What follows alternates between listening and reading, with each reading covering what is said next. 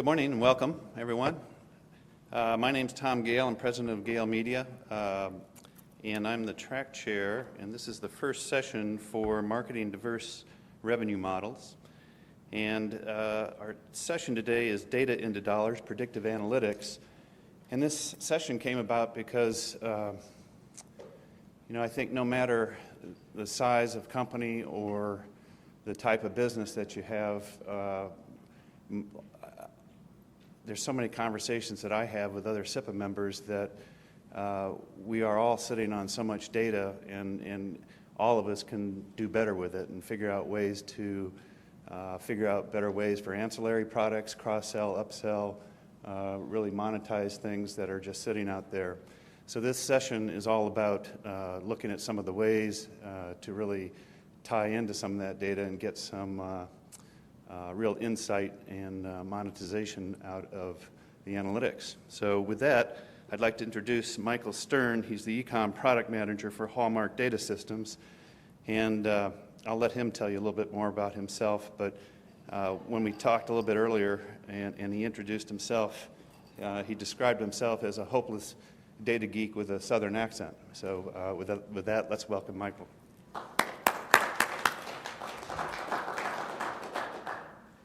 Thank you, Tom.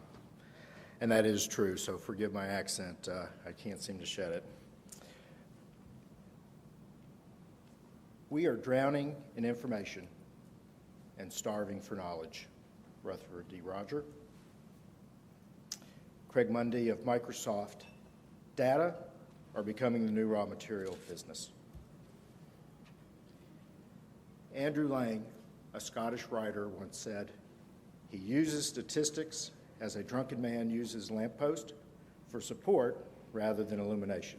I'll come back to that one. The late Peter Drucker, "What gets measured gets managed." And Carly Fiorini, former CEO of HP, "The goal is to turn data into information and information into insight." And hello again, I am Michael Stern, and I am a hopeless geek. And most of my career has been at Time Inc., where we did modeling and analytics. I have about 20 years' experience with that. And then I've since joined Hallmark. Hallmark is a leading business-to-business marketing services software provider for publishing and media owners. And our full suite of solutions include fulfillment services, marketing database, email marketing platform, responsive web forms, and digital edition platform. We have about 43 million records in our database, 35% of the U.S. working population. That database is primarily business to business.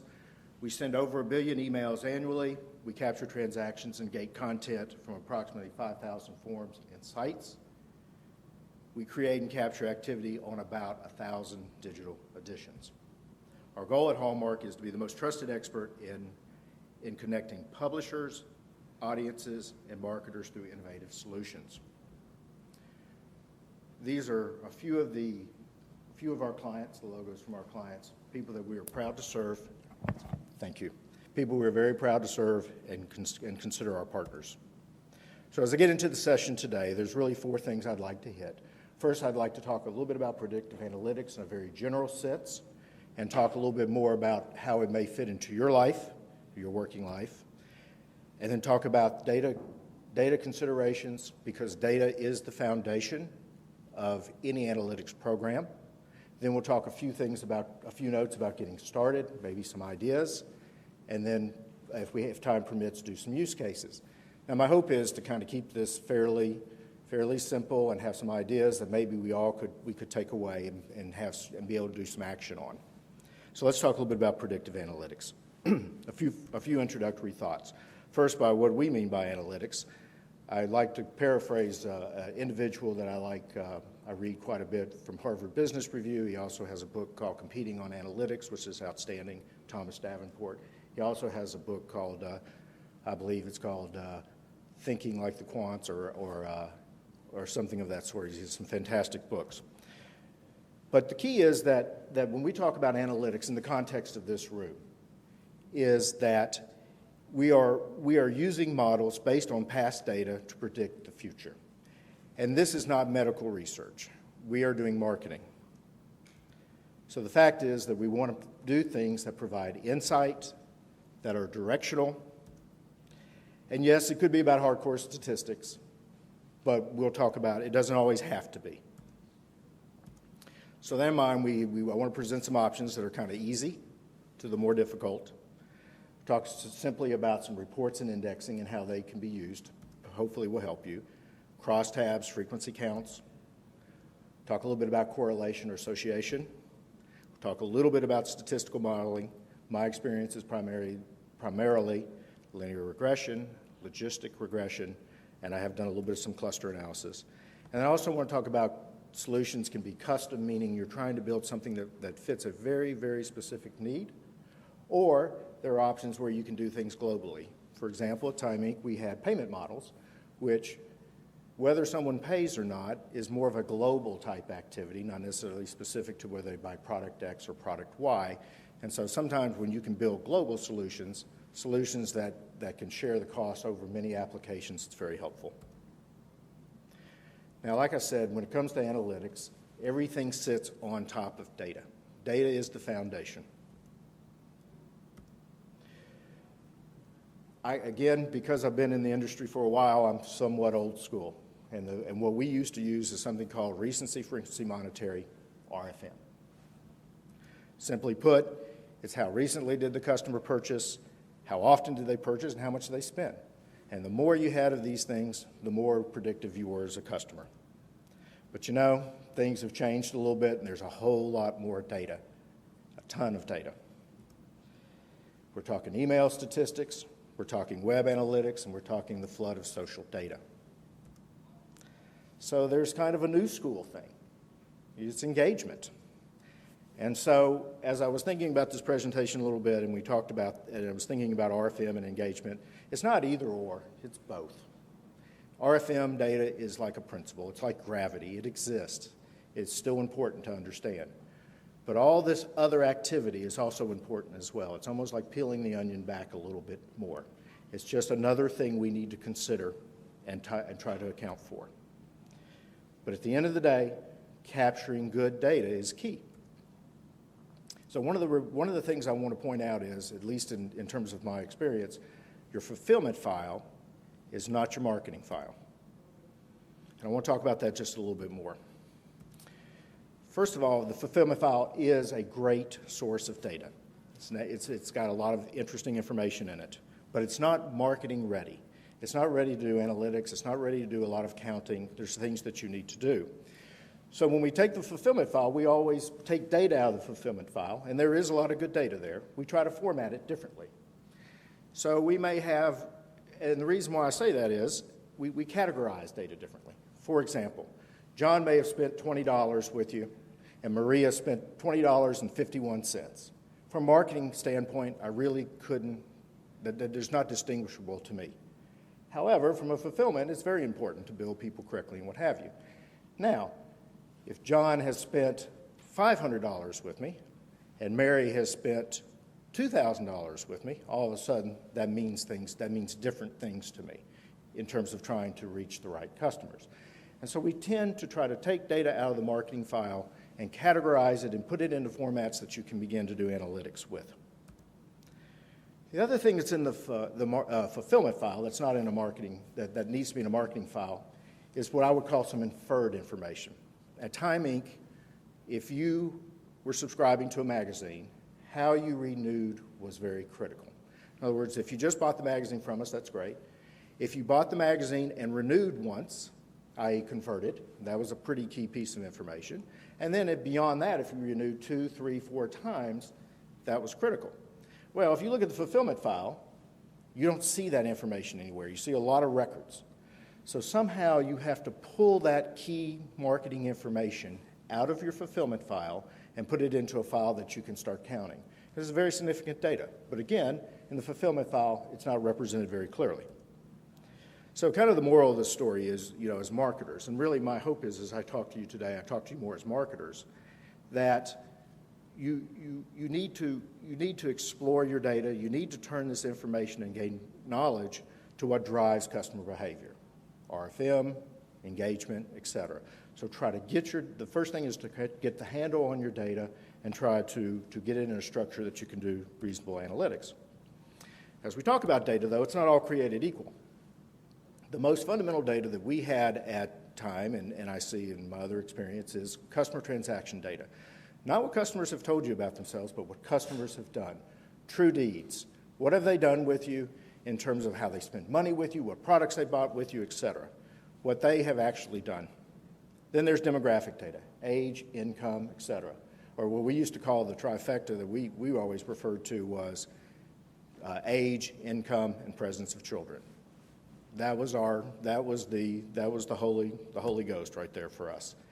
And so, but that data is not necessarily provided by them. A lot of times you have to go purchase that data. Then there's behavior and lifestyle data, such things as behavior, are you a runner, do you like to hike? That's important data as well. Claritas clusters, things that blue blood estates and these catchy names they do of clusters, that's very good data as well. And then there's compiled data. I always laughed. I remember one time buying an iron and I'm thinking, why do they want me to fill out this warranty card? Collecting data. So that's what I'm referring to as compiled data. And then, of course, census data. Now, again, I'm sure analysts would argue with this at some level with me, but in my experience, that customer transaction data is the most important data. And that's the data you should have in-house. And that's your best place to start when you start to look at data. Secondly, at some point, you'll probably want to bring in demographic data if you're trying to get an analytics program further down the road. So what do we talk about when we're saying let's getting started? Again, the right data. Get your arms around the data, get the right data, get it kind of squared up. Consider coverage. I've had many a time I've looked at a variable and said, oh, this is the best variable I've ever found. It's the most predictive and it responds well, indexes well, it's fantastic. The only problem was there was 3 people associated with that. Didn't do me any good, so it was useless. Format the data for marketing, which we've talked about. Get your data formed in a way that you can count and crosstab. And then data warehouse. This is a little further down the road, but when you start to build data and put things together, it's very important that at least, I think the vision down the road is to have a single customer view if you can. It's very important to be able to look at someone and look at all of their experience with your company and to be able to understand the various things they're doing. It's an easy remark to say, it's kind of difficult to do, but I would say as you put infrastructures together, it's very important that you head in that direction. And then the right resources. A statistician alone will never solve your problem. At where I'm from, when we hired analytical people, they weren't in the IT group or they weren't in their own department. They were folded into the marketing group. The fact is that all this is to be used to drive marketing decisions. They need to be integrated with the marketing, and they need to have a marketing person there that has some savvy for analytics or desire for analytics to kind of put together kind of what's happening and to help make the right business decisions.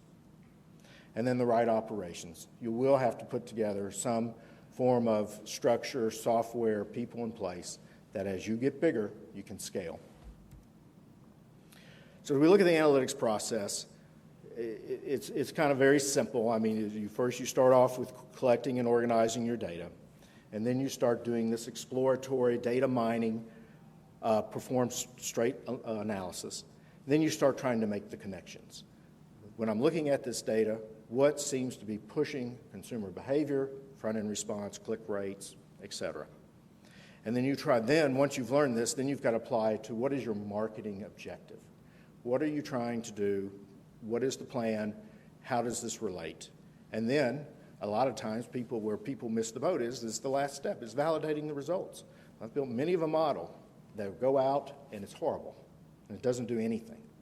And so you need to validate results, and you need to take the opportunity to see what you can do and tweak the model. And the point is that this is almost like an evolutionary process. You just have to keep going through and rehashing and redoing. So let's talk about a little bit about some very simple use cases.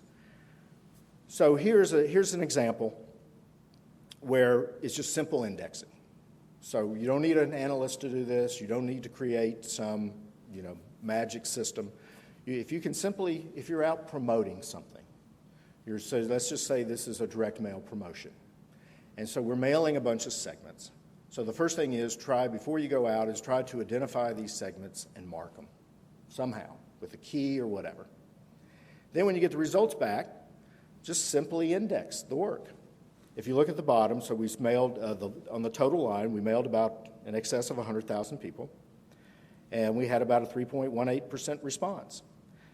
So what I did was simply, and these numbers are arbitrary, I just made these up for this presentation, but when you go to index these, in other words, compare the actual response to the average response, you'll see some things pop out. The box in the red shows a very poor indexing, and then the two boxes, segment 2 and the blue box, segment 2 and 3, tend to pop, meaning they do very well. Now, a couple of morals here that I want to point out is that, number one, we're all looking for that blue box where we're seeing, hey, you know, the response is really kind of jumped up from the average. And that's great, and that's important. But I would also suggest that it's equally important that you look at that bottom segment. Because if you look at that and you say, well, by removing that segment, 10,000 people, you're going to get an immediate lift from the remaining group, just by doing that. So I would always suggest it's very important to identify who to promote, but it's equally important to identify who not to promote. Here's kind of a second example using the same data, but I changed it a little bit in that we're talking about testing. So I would say the same, put test out there, creative test, you know, using dynamic content with email, and look at the response. Use the indexes and see what's happening. And again, being the same data, segment 1 obviously is something that's showing there's a reason why people are not responding, and segment 2 or 3 are definitely popping. So now the one thing I will say, I made a mistake, and I realized this after I turned my presentation in, that if you look at the quantity promoted, if you're going to be testing, you probably shouldn't be mailing segments of 3,900 and 2,500. If you're going to do tests, you're going to want to have quantities that are 10,000 or so. An analyst can help you figure out what the right sample size is, but typically you're going to want more to promote than 3,900 or 2,500. Now, they don't have to be, where I came from, everybody was bent on the test quantities had to be exactly the same quantity. They don't. A good analyst can adjust for sample sizes. Now we get into something that's a little more complex. One of the things that we would do is we call these crosstabs. And so what this is taking this particular example, is taking areas of the country and looking at it by response. And so it's a simple crosstab that's looking at the response rate for each. Now, this particular analyst that built this for me did add in kind of the section to the right, which is a little more dramatic. It shows the response rates, N being negative, R being responsive, and the idea is that it gives you a little more visual indication of what's going on. And again, when we're looking at this, we're looking at for those regions that respond. Over there on the right with the R's is you're more responsive, and then again, looking for things that we should avoid over to the left. Here's an interesting one that we were looking at, and this is months since last payment. And as I look at the more recent months, I do expect the response rates to be better. Then I look at, of course, as you get further down, it goes to negative. However, I can't explain, and I want to explore, and I guess this is why I wanted to show this to you, is that if you look further down on those older guys that hadn't paid in forever, there's also some reason there's something going on there. I would want to delve deeper into why 49 to 60 and 61 to 72 months is responding. And it might be, if this is front-end response, they're responding great, but they may not be paying well. So you don't know. We'd have to look further. Now let's talk a little bit about, I want to do just a very simple regression example. And so I made this data up. I just made the assumption on a very simple situation where we have a product and the response rate goes up as the individual's income goes up. So these are the response rates. And so in Excel, You don't have to have SAS. I mean, SAS is obviously a package, a statistical package that's very important. But just in Excel, I ran this very simple regression model. Now, I promise you I'm not going to go into all of this, but I did want to show you a couple of things.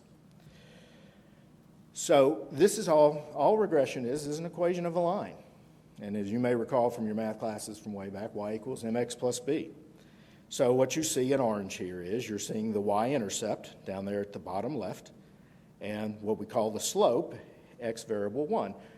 So that is your equation. So you take the intercept, and you take your slope, and you multiply it. You would take this, and you would multiply it by people you didn't promote. You'd take their income, multiply it by the slope or the x variable, add in the intercept, and that is your prediction. And you can see it on the box kind of in the center where it says predicted response income. There it is. So if you then go apply that to data, people that you haven't promoted yet, you'll get something what I call the predictor line. That is the result of applying that equation. And graphically, it looks like this.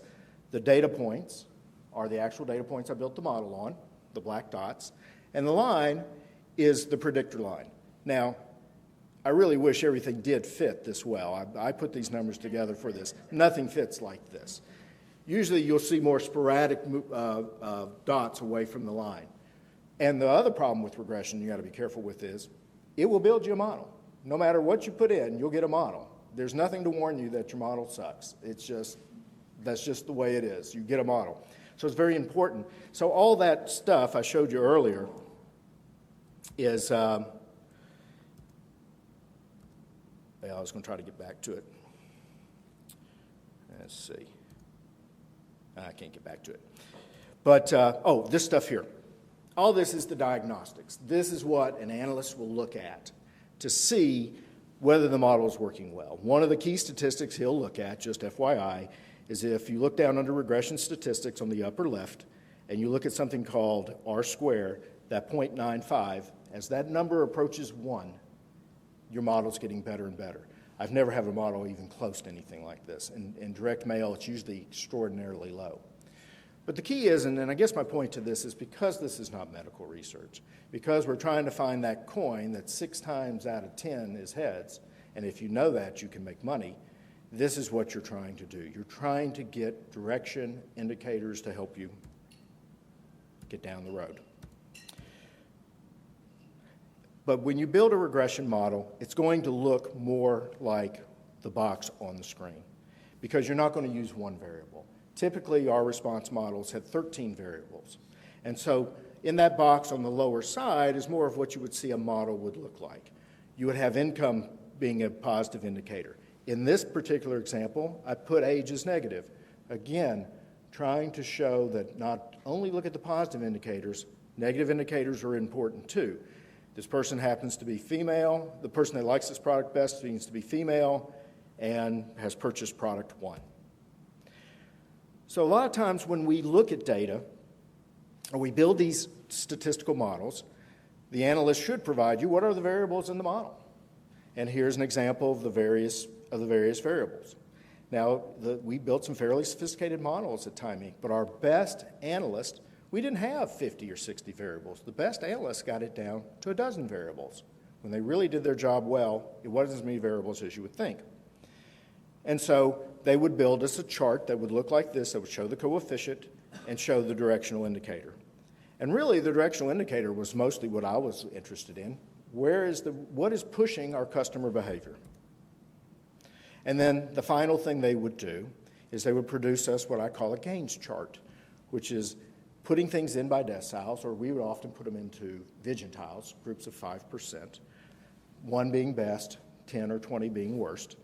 And we would index it top to bottom, and we would then try to figure out where our P&L was, and we could draw a line on where our best responders are. And so this model, again, because I made the numbers up, would be a pretty good model, because if you look over to the right, where you see the index, the top index is 300, and the bottom index is 22. You see discrimination happening. You see that it's pushing, the model is smartly pushing people away from the mean or the average. And that's what you look for. When I had models that did not perform well, I would call them flat, meaning the top index and the bottom index, there wouldn't be that much difference between the two. So the model wasn't doing much predicting and wasn't discriminating much. And the other thing we would look at this, we'd say, wow, that top decile is really, popping at 10 times the bottom.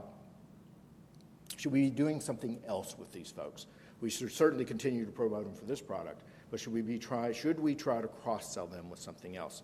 And then you look at the bottom 5, 10, 15%, you said we shouldn't be mailing those people at all. So let's talk a little bit about some use cases. Front-end response, that's typically what we spend a lot of time on. We spend a lot of time analyzing front-end response. We print, email, what are the open rates, what are the clicks, what are people doing? And we think that's key. And so we spend a lot of time looking at that. And then another use case may be conference attendee promotion, where you look at the promotions and you say, gee, you try to do some crosstabs and some information to try to find out who's responding and who's not, and then try to understand why. Payment models. We spend a lot of time in Time Inc. doing front-end models only to find out that just because they responded, they didn't pay. So then you've got to worry, you've got to address the payment issue, whether it be pay and stay, or whether, you have a separate payment model. Now, we did 2 models. We did one for front-end response, and then we did one for payment, because, again, payment's more of a generic model. We have found, in our experience, that people either paid or didn't. They didn't pay on product Y, but not on product, X. That didn't seem to work for us. So we generated one model that was able to span across several situations. Web analytics. This is the area that I'm being challenged in right now, and I assume a lot of you, and the term is big data. I'm not even sure I know what big data means anymore, but we do have a lot of data, and we're trying to make sense of it. And it's different in that this is not that RFM data that I was talking about earlier. This is data of how people are clicking and clacking through websites. They're showing their preferences, not necessarily, sometimes buying, sometimes not, but we're trying to understand their behavior and what it means as they do this. And the problem is it's very challenging because of the vast amounts of data. But the difference is, or what we're trying to do on the web, is it's real time. We're trying to get their data as it's coming in, making some decisions, and doing something as it's going out. Dynamic content. We're really working hard to try to make sure that in helping our customers, assisting our customers, how can we help them better understand to use dynamic content? And again, that has to be real-time analytics. Something happens, we're going to send an email out, and it changes, and we're trying to do one-to-one marketing. So I want to get back to this statement from Andrew Lang, where he says he uses statistics as a drunken man uses a lamppost for support rather than illumination. That actually stings a little bit being a geek, but there is a point to be made here, and the point is that statistics in and above itself is not your solution. You have to bring in the marketing element. And without the marketers, my suggestion is that having marketers that have interest in analytics, they don't have to be fire-breathing statisticians. You can find people that do that. But to build models and not understand the marketing inference in that is to me you're missing the boat. So it's key to have that marketing and analytics combined approach. The other thing is, and I didn't mention this here, also it's very important that you have, buy-in from several groups. Senior management buy-in, you need to have that. You need to have kind of objectives of what you're trying to accomplish so that you have kind of a goal. Trying to just do general analytics without kind of having what your objective is and what you're shooting for can be kind of difficult. So again, predictive analytics is just all we're trying to do is take something that's happened in the past and forecast what we think people will do in the future. I think you get my soapbox on data. It's critical. Getting the right data and getting it formatted correctly and getting it in a marketing sense is key. You don't have to do it right out the box, but it's something, it's evolutionary. It's something you continue to do over time. As you learn about new data, it's key to get that in. Getting started, I think just try to do some simple segmentation, some crosstabs, some indexing. And what's good is that is the building blocks of building a regression style modeling or logistic modeling, that these are the steps that you have to do to get started. I worked for a statistician who was fantastic. He's probably one of the best statisticians I ever worked with. And when he was training me to build models, I would spend weeks looking at nothing but crosstabs. What did this piece of data how did it respond against the average? And I couldn't do one line of code until we went through this process. It reminds me of kind of the Karate Kid, wax on, wax off. I was like, geez, man, what am I doing here? And then when you come to build the model, you go, oh, now it makes sense. I know the right data that's going into the model. I understand what's pushing the behavior. So that was the reason why.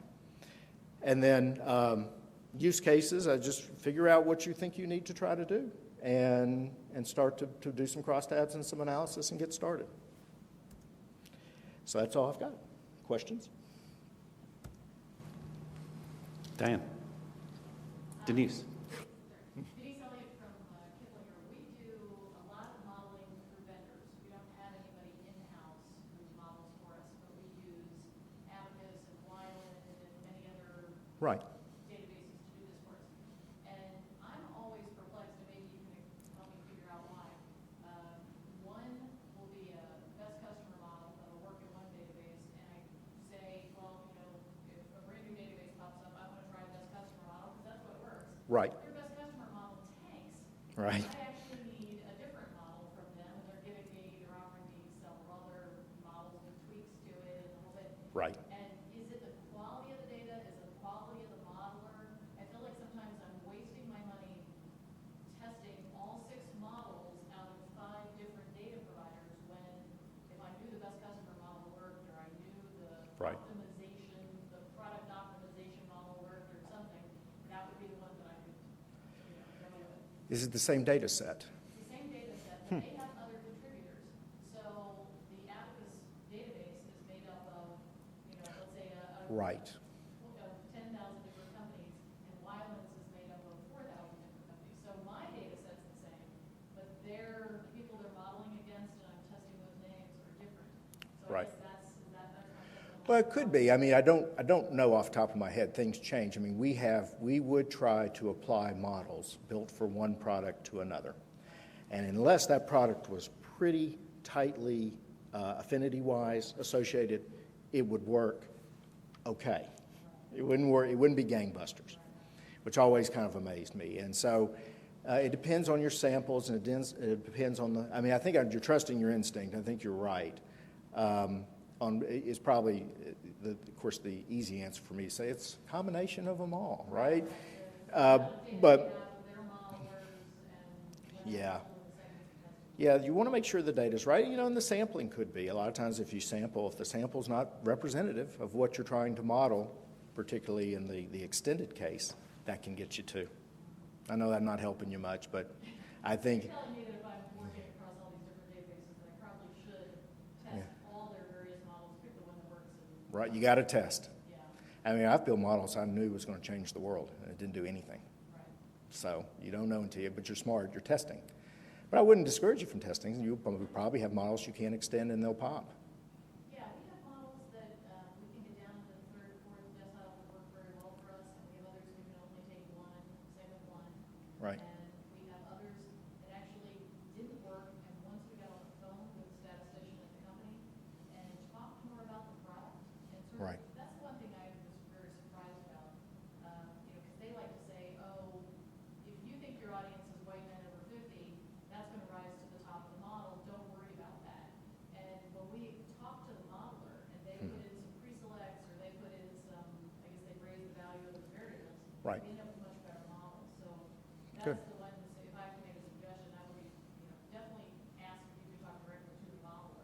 Oh, instead of the absolutely. Sales rep, because we get stuck with sales reps sometimes, and that doesn't help us. It's tricky with third-party modeling. We do it too, and we're going to do more of it because it's a way to kind of bring in resources that we don't want to go out and hire right away.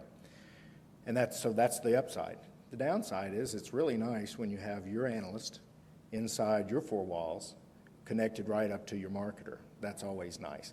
And so probably what we'll do is we're working on our analytics team and we'll probably do a combination. We'll have some on our side, but we'll certainly take advantage of others. But yeah, I think you need access to the modeler. You really do. I think you need to ask him what he thinks is pushing stuff around, and what are the interactions between variables that are causing things to push. Yeah, the other thing was they were, unlike most magazine publishers, we don't have a problem with payout. So Kiplinger? yeah, so Right. they were very, their models were sort of built around making sure we got payout. And I said, drop Right. that. Let's worry about getting the best response. And that's the marketer insight that a modeler may not get without that conversation. Right? Right? Other questions? I had one, and that is, you talked about the RFM and regression. When you look at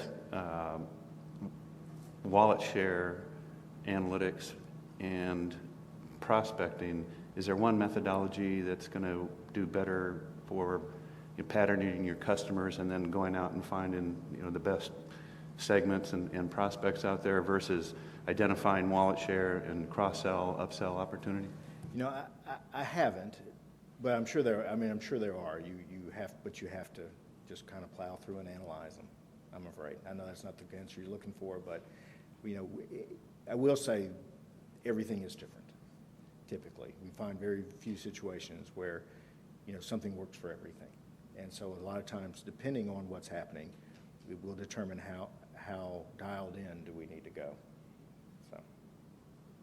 And then I guess the other thing is when you look at, especially with everything digital, there's so much more unstructured data out there. Right. How do you start to wrap your head around that? Well, we're trying to do that now as well, and we're capturing all our data, and we're struggling to try to figure out how we're going to house it. We don't have the magic bullet yet either. We know it's important. And kind of the other thing that we're struggling with is we're trying to figure out with this volume of data, kind of cutting between what's important and what's not. And so but being an analyst, a data analyst, you don't throw anything out. So we house everything. But most of our data we're taking that's unstructured, we're trying to turn it into structured data and putting it on the customer record. It's what we're trying to do now as best we can. We're losing some stuff in the process. And if you're just starting out, you said that recency, frequency, monetary analytics it's been around forever. It's been the core, tool. Well, it's gravity. It's a principle. It doesn't go away. If you're just starting on this, is that the place to start rather than to try to jump into the regression? I think yes. My bias is that, and the reason I say that is because it's data you should already have. And I'm thinking mostly customer transaction data. That is your recency, frequency, monetary, right? What have they spent with you? What have they done with you? I think that's the best place to start. Not to say that's where you should stop. But that data is most accessible to you, and it's going to provide you probably the most bang for buck in terms of analytics right off the bat. But again, I don't want to send a signal that you should stop there. I just think it's a natural place to start. I say that because we've done some of that, and what's really interesting is that everybody thinks they know where their sweet spot is and where the golden areas are, but particularly with the downturn, 5 years ago, Right. What the sweet spots used to be have changed in so many ways in terms of some of the segments in that Right. When we went back and redid some RFM, it really triggered some interesting insight because we were just so sure of what we knew was going on. Well, that was something we started doing regression primarily because we were doing print promotion, and it became so expensive that we had to find a way to figure out who not to mail. And that's how we got into regression. But what's interesting was, as we got into regression and started building models, the interesting things that happen between the interactions of the variables that you have. Well, a female may respond okay, but then if you take female, income of X, and bought product Y, all of a sudden that pocket, that finer, more granular pocket pops. And it's that interaction of those three things occurring simultaneously. And that's what really regression does for you. So we had to do that, or we were going to lose our shirts. Now, we have a different challenge with email. Email is cheap, but our concern now is engagement and degrading the asset. because when we started a program at Time Inc., and we were emailing everybody a bunch, and people were opting out left and right. And we couldn't replace people with email addresses back into the pond without, as fast as people were opting out. And because we were mailing too aggressively, and we were not using relevance, and we were degrading the asset. So your background's really strong in B2C. For B2B, is there any different? Yeah, it is different, and I'm struggling with that. You and I talked on the phone a little bit about that. That is a challenge we're trying to figure out, because this female that is age and income Y may be completely irrelevant in terms of what we're trying to do in her business life. And so we are trying to find the data that drives those situations differently. So the principles are the same, I think. We were just trying to find the key indicators. They're just different. Other questions? Thank you.